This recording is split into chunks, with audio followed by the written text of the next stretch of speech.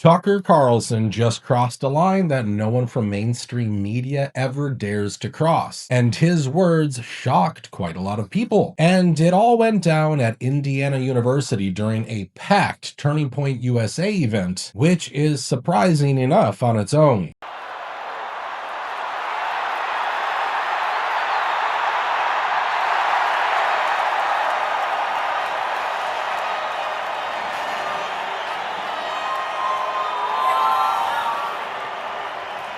But no one in that crowd could have predicted what happened next. Because right in the middle of the Q&A session, someone asked Tucker a question about aliens. And that's when things took a very strange turn. This is something like not political, but I think you like talking about it.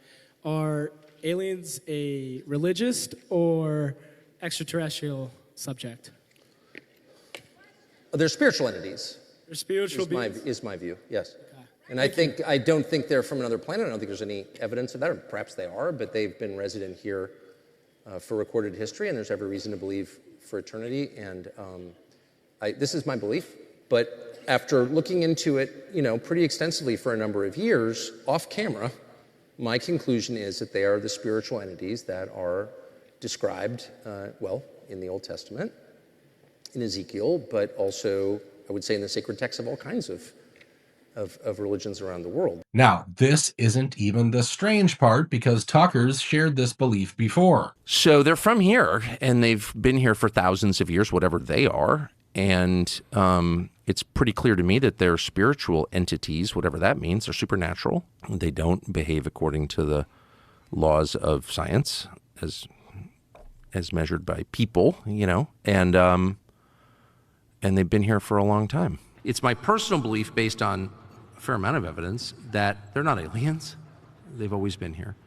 And I do think it's spiritual. That's my view. But here's where things get wild. This time, he actually names who created the so-called alien hoax and when it all started. There's also a lot of lying about it and official disinformation designed to confuse people or make you look ridiculous. I mean, there's a lot of stuff out there that you read about that subject that was put there in order to get you off the trail. And I'm not guessing at this. Some of it's been declassified. There's been a persistent 75-year effort by the United States government to confuse the population about what these things are that we can see in the sky.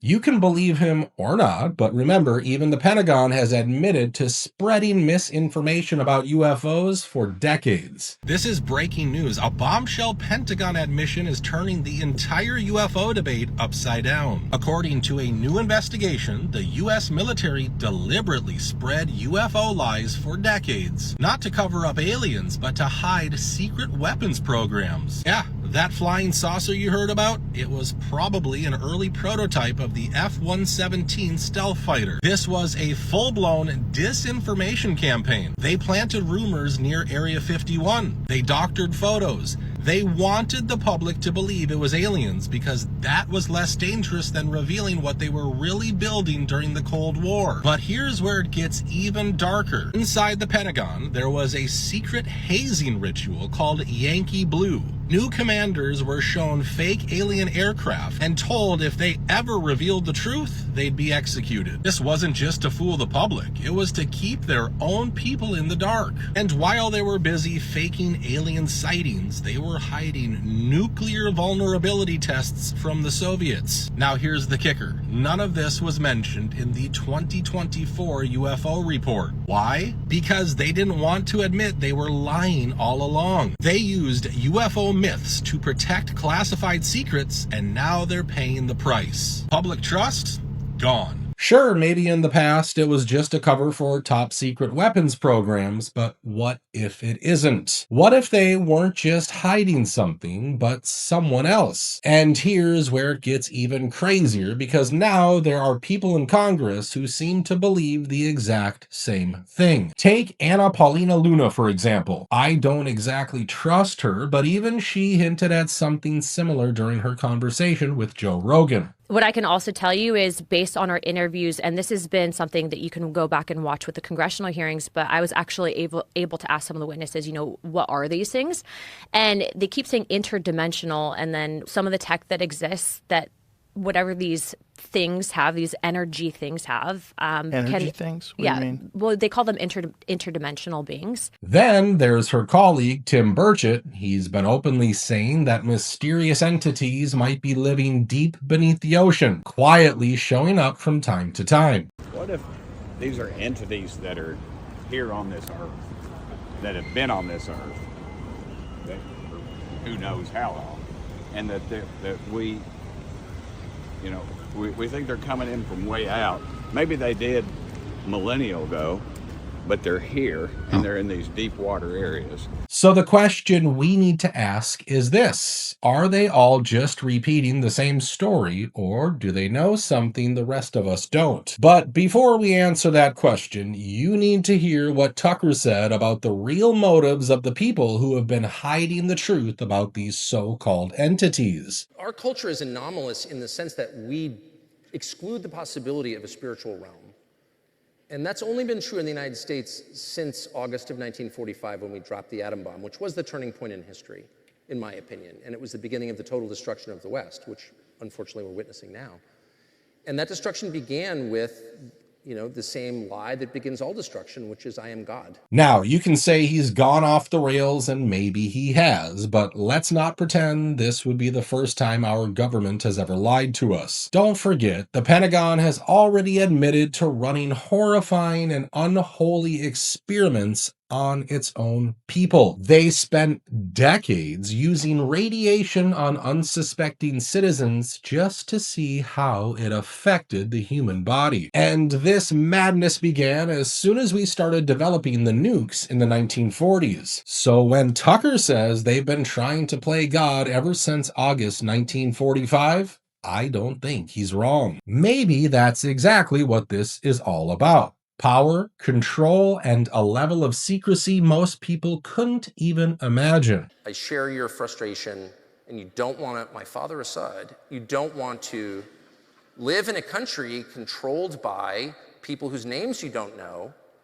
They work for agencies whose funding is secret. But until someone steps forward with undeniable proof, all we can really do is connect the dots. Now, believe it or not, that wasn't the only explosive thing Tucker talked about during his speech, because then he brought up Jeffrey Epstein, and what he said about those sealed files left the room in complete silence. And I don't want to be boring, but the original search warrant in Palm Beach County in 2005, 6, 20 years ago, basically was written to protect Epstein.